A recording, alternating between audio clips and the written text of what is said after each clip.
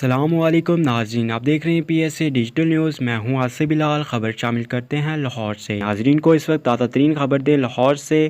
Lahore press club میں clean and green programme کے تحت پودے لگائے گئے۔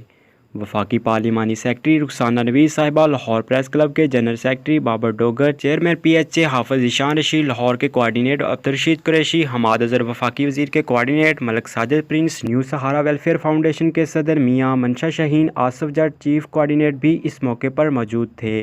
وفاقی پارلیمانی سیکرٹری نے کہا کہ پودے لگا کر پاکستان میں ماحولیاتی آلودگی سے چھٹکارا ممکن ہے۔ اس وقت کی ہماری جب حکومت آئی فیڈرل گورنمنٹ میں، تو پورے ملک میں ہم نے 10 ملین سونامی کے حوالے سے ایک انٹروڈکشن کیا۔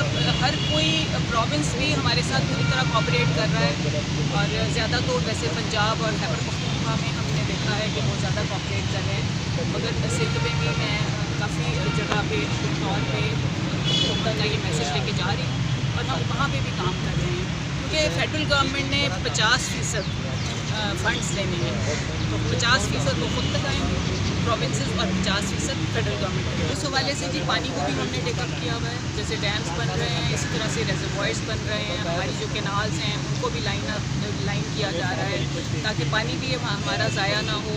اسی طرح سے فارسٹ جتنے زیادہ ہمارے لگیں گے ان کو بھی 15 فارسٹ جو ہیں وہ انٹرنیشنل لیول کے ہمارے ملک میں جو ہیں ان کو ہم لے کے اور اسی اسٹینڈرڈ پہ مینٹین آگے بھی کریں گے۔